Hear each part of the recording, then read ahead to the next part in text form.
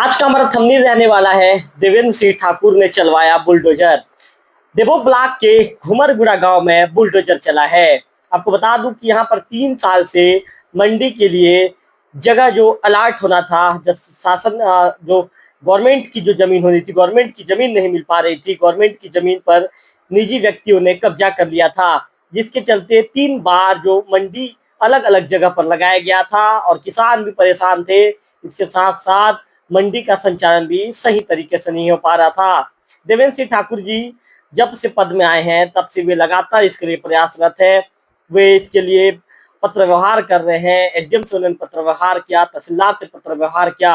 अंततः प्रशासन ने संज्ञान लेते हुए घुमरगुड़ा में बुलडोजर चलाकर जो 5 एकड़ की जमीन थी, 5 एकड़ की जमीन को कब्जा मुक्त करवा दिया है और वहां पर अब मंडी लगेगी।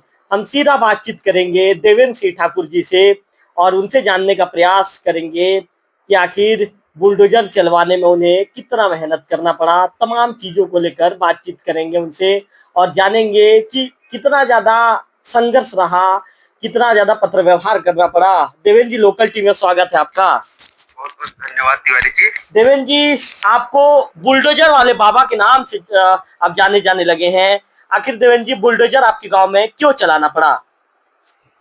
अब ये रवि जी, ये तो जनता ने नाम दिया है और मामला ये था कि हमारे गांव घुमरगुड़ा में और 3 पंचायत जैसे कि सरगीगुड़ा, बरकानी और घुमरगुड़ा के लगभग 3000 किसान जो है पहले अपने मेहनत का फल जो है, अपना धान जो किसानों की खून पसीने की कमाई होती है, फसल होता है, उसको बेचने के लिए लाटापारा समिति जाते थे जी।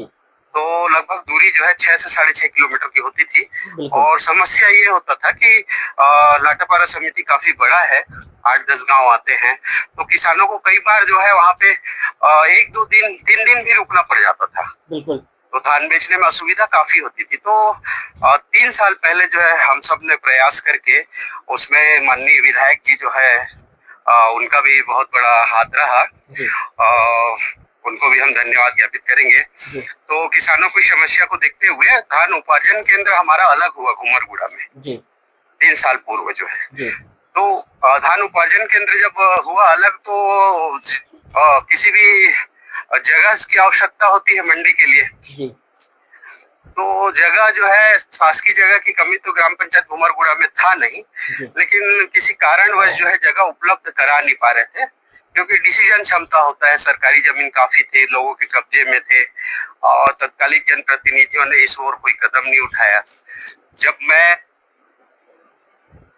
इस मंडी को आपको करवाना है परमानेंट करके, तो लास्ट ईयर भी जो है जगह की कमी होने के कारण ये जो धान उपार्जन केंद्र गिरसुल जा रहा था, तो उसको हमने रोकथाम किया और प्रोसेस के तहत आवेदन लगाया था। मैंने माननीय मंत्री जी को भी लगाया था और कलेक्टर साहब को भी लगाया था, एसडीएम कार्यालय में भी दिया हुआ था क्योंकि जगह की कमी नहीं है। शासकीय घास भूमि हमारे गाँव में आज भी 50 से 52 एकड़ है। तो एक जो बेहतर जगह हो सकता था रोड किनारे, उसको हम लोगों ने चिन्हांकित किया। और उसके पश्चात जब मैं जनपद सदस्य निर्वाचित हुआ, मेरी पत्नी जो है सरपंच निर्वाचित हुई, तो मेरा पहला वादा जो मंडी का था उसको मैंने पूरा करने के लिए आवेदन और दिया था अभी 5 तारीख को, इसी 5 तारीख को माननीय अनुविभागीय न्यायालय को, कि जो है ये जो जमीन जो मैंने सुरक्षित करवाया है इस पे अतिक्रमण है, गांव के कुछ दबंग लोगों का अतिक्रमण था। 2 से 2.5 एकड़ करीब जमीन थी, रोड से लगा हुआ जमीन था, उसको वो 2, 3, 4, 5 सालों से कब्जा करके जो है अवैध कब्जा करके काम चला रहे थे। तो उसको हटाना था, तो प्रोसेस थोड़ा सा लंबा चल रहा था। तो मैंने इसी 5 तारीख को आवेदन दिया था और स्पष्ट रूप से उसमें कहा था कि इस महीने के 20 तारीख तक अगर वो जगह खाली नहीं होता है तो मैं किसानों के साथ आंदोलन करूंगा। तो उसपे जो है अनुविभागीय अधिकारी और तहसीलदार साहब ने त्वरित कार्यवाही करते हुए परसों वो आए और पूरी जमीन को उन्होंने नाप जोख करके हमको दिखाया और दबंग जो लोग थे जो अवैध कब्जा किए थे उनसे हमने उसको, प्रशासन ने हमें उसे सुपुर्द किया खाली करवा के। और उस दरमियान थोड़ा सा विवाद भी हो रहा था, लेकिन हमने इस स्थिति को संभालते हुए जो है, क्योंकि हमें तो किसी एक व्यक्ति को देखना नहीं, हमें 3000 किसानों को देखना है, तो तुरंत जेसीबी मंगा के उसे खाली करवाया गया और कल जो है 100 करीब मजदूर गए वहां पे और ट्रैक्टर आया और उस फील्ड को लेवल कर दिया गया। जो है 3000 किसानों को जो परमानेंट जगह चाहिए था मंडी के लिए वो उपलब्ध कराया गया है। अच्छा, इसी कारण से किसान कह रहे होंगे जी। अच्छा देवेंद्र जी, जिस तरह से लोगों ने आपका नाम तो दे दिया है बुलडोजर वाले बाबा, तो क्या ये बुलडोजर वाले बाबा जो 50-52 एकड़ की जो जमीन है, हालांकि अभी भी कुछ जमीनों पर दबंगों ने कब्जा कर लिया है, उस जमीन को क्या बुलडोजर वाले बाबा खाली करवाएंगे? देखिए जो क्या होता है, मैंने पहले भी एक आवेदन दिया था और आप लोग के मीडिया में भी चला था। मैंने माननीय तहसीलदार महोदय को एक आवेदन प्रस्तुत किया था कि मेरे निर्वाचित जो 4 पंचायत है, मैं सिर्फ अपने घुमरगुड़ा की बात नहीं कर रहा हूँ, मेरे निर्वाचन क्षेत्र में जो 4 ग्राम पंचायत है उसमें जो रोड से लगा हुआ मुख्य जमीन है जहाँ पे अवैध कब्जा है उसको खाली चिन्हांकित करके आप ग्राम पंचायतों को बताइए।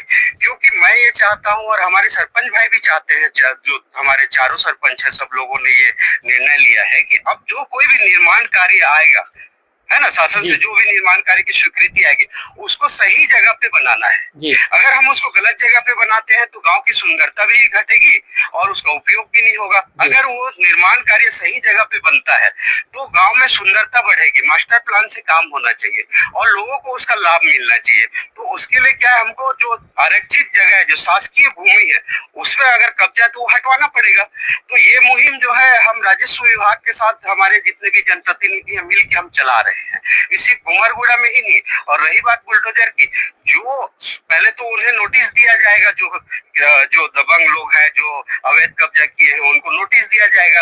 अगर वो नोटिस का पालन करके वो स्वतः खाली नहीं करते हैं तो राजस्व की टीम और जनप्रतिनिधि हमारे जनता मिलकर उसे खाली करवाएंगे। और रही बात बुलडोजर की, तो बुलडोजर अवश्य चलेगा ग्रामीण विकास के लिए, बुलडोजर चलेगा। हम किसी को नहीं देखेंगे कि कोई व्यक्ति हमारा रिश्तेदार है या हमारा सगा है या अन्य कोई है, बुलडोजर चलेंगे। विकास कार्य के लिए बुलडोजर जरूरी है। देवेंद्र जी, आपसे ये पूछना चाहूंगा कि प्रशासनिक अधिकारियों ने इस कार्य को अंजाम देने में लगभग 6 महीने का समय ले लिया, तो आप इसे किस रूप में देखते हैं?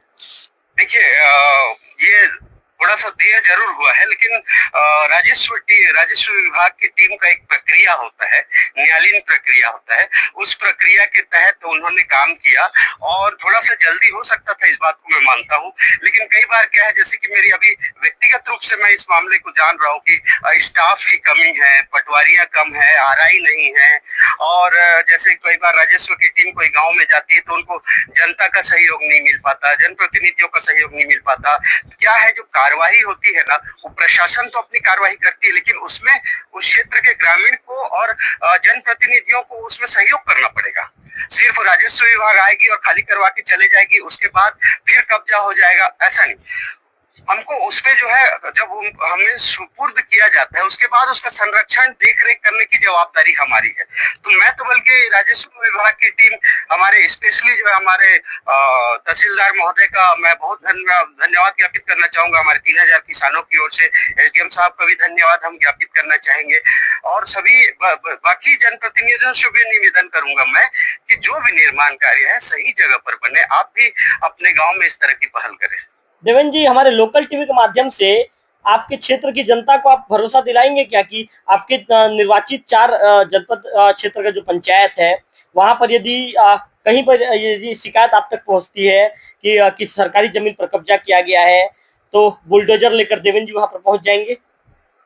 जी बिल्कुल, क्षेत्र की जनता को तो मैं विश्वास दिलाया ही हूँ और वो क्षेत्र की जनता मुझे विश्वास करती है उस पर। और ये जो मैंने बताया ना कि चारों सरपंचों के साथ बैठ के हमारी ये प्लानिंग हुई है, मास्टर प्लान से हम काम करेंगे करके।